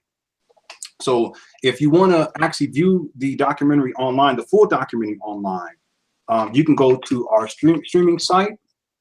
And this is, my goodness, actually, so I'm going over to the website first because there's a link on the website. So the website is beyondgangsterblackface.com for the documentary. And then there's a link up there also that says watch film. And when you click on watch film, it'll take you to another site, which is beyondgangsterblackface.vhx.tv, beyondgangsterblackface.vhx.tv. And you can actually watch the videos, the streaming version. It's the same as the one that's on the DVD. The DVD has bonus material though. And you can rent it. I think it's like a 3-day rental or something like that for $4.99, or you can purchase it in full for $14.99. You can watch it whenever you want to beyond the 3 days. So those are the two ways that you can actually either view, or you can or actually order a physical copy, the DVD. And I want to encourage everyone to do so because we talked about this earlier. It'll help me to continue to put out more empowering content. And my slow self, I planned on getting the DVD, but renting it because I couldn't wait, So I wanted to watch it, but then have the DVD coming. But I think I accidentally bought the stream version instead. So what I'm gonna do is I'm gonna go ahead and buy the DVD for myself as well. And but I also currently own the streaming version, which is awesome. It looks great and all of that stuff too. So either even if you rent the DVD, rent the film, make sure you buy a physical copy and then tweet it. Let people know. Put it on your Instagram, on your Facebooks, and let people know that you purchased it. And we have to do better in supporting our film, and including myself, in our filmmakers, our artists, our people who go out. They take they take a chance. They bet on themselves, and they put the stuff out there. We're so quick to support the man, or we'll throw out our money easily, to Disney or whoever. Let's support each other. So I'm gonna like I said, I already got the stream version, but I'm gonna go ahead and tonight I'm gonna buy my own copy, as well as we're gonna get it out to Brother Sam, a physical copy of the DVD. And when I get it, I will tweet, Instagram, all of that, let people know. And whether you agree or not or whatever, if you're Ice Cube's cousin, just buy the film. Just buy the film. Quit complaining. Well, yeah. Well, let me just also add that the film is not just about NWA too. I think that was one of the important aspects of this, because when I was writing the documentary, we just use them as an example. We use their lyrical content. Okay, not the individuals. We use their lyrical content, which cannot be disputed because they actually wrote the lyrics. And if you show it there up on the screen, and all I encourage people to do is to engage in critical analysis of those lyrics. And there's nothing wrong with that. You can still be a fan and think critically about the lyrics that you're actually listening to.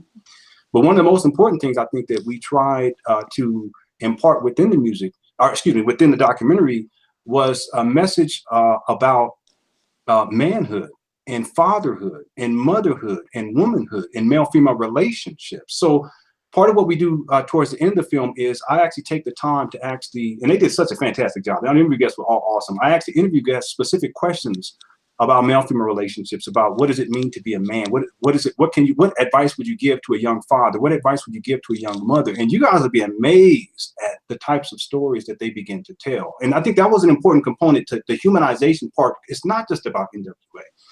It's really about the value and importance of us thinking critically about media, because a lot of the dysfunction that we find within our community, within ourselves, within male-female relationships, it's derived from the type of programming that we've been receiving since we were in the womb. And so, you know, it's not just about NWA. It's about these people's stories and about the information that they can share and the encouragement that they can give based upon their own personal life experiences. And many of them, they share things that are you know, difficult stuff. But it goes to show you that no matter what it is that you've gone through, that you can overcome and that you can actually create a life that is blessed. You can create a life that is enjoyable, not just for yourself, but for your partner, but then also for your children. So I think that's an important component towards the end of the documentary. That's precisely what we do. And I think that story in and of itself, that messaging in and of itself, that programming in and of itself is an important component to this that I think everyone can benefit from, regardless of whether or not you're a hip hop fan or not, or you're an NWA fan or not. That the ultimate theme of the documentary is this process of self-empowerment through self-improvement. And all the interview guests, they did a fantastic job of showing their process throughout the documentary of empowering themselves and transforming their lives in a positive way. And that's what I want for everybody. That's right. And looking forward to your next project. How can people get you on Instagram? I mean, on social media as well as your website? Yeah, so Lenon Honor is my website, LenonHonor.com. That's my main website. And then, of course, BeyondGangsterBlackface.com. That's for the documentary. I'm also on Facebook under Lenon Honor. I have a fan page, but then I also have a regular Facebook page. I'm on Twitter, but I just basically connect that to my Facebook so that when I post on Facebook, it posts on Twitter, okay? I'm also on Instagram. I don't post it that often, but I do post on Instagram. And then, of course, I have a whole lot of content on YouTube, all types of things. We, you know, close to 1,000 videos, I think, at this point. And I encourage people to go check that out as well. And one of the messages or important messages that I try to bring on my YouTube page is, you know, this journey of manhood and this journey of fatherhood and this journey of husbandhood. Just as you said, brother, earlier, there's programming good and bad out there, and everything has an influence, and everything does function as a programming. Well, my wife and I, we tried our best to present a loving family to you all, a man and a woman who are trying their best to do their best by each other, but then also by their children. I think that's an important messaging. And we've been through situations, we've been through some trials and tribulations. What was it? 8 months ago, we were living in hood-like conditions, dealing with all kinds of madness. And yet here we are these months later, and the type of life that we're living, it is beyond what we ever conceptualized being possible. But the reason why it has manifested has been because of our commitment to each other and our commitment to our children, and then trying to put forth the best example that we can to the world. And you'll be amazed. Once you start to extend it out to the world, it starts to come back to you. It starts to come back to you. It starts to come back to you. And that's precisely what happened for us. I think that's an important message. That's an important program to present to the world. and give me a moment to aggravate my lovely co-host. Oh no! We haven't done a show, as we said, since 2016, and she's gone through a lot as far as moving and all that kind of stuff. And I really, really enjoy working with this sister. She's great. After seeing your documentary, Lenon, I said, I'm gonna start treating Quianna nice.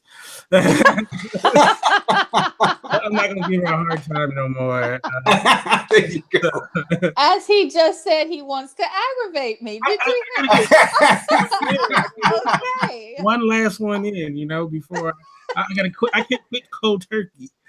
But I want to thank you so much for participating again in this interview, and hopefully we'll have more content for the people going forward. So I want you to do you have anything that you want us to be aware of, websites and social media or whatever?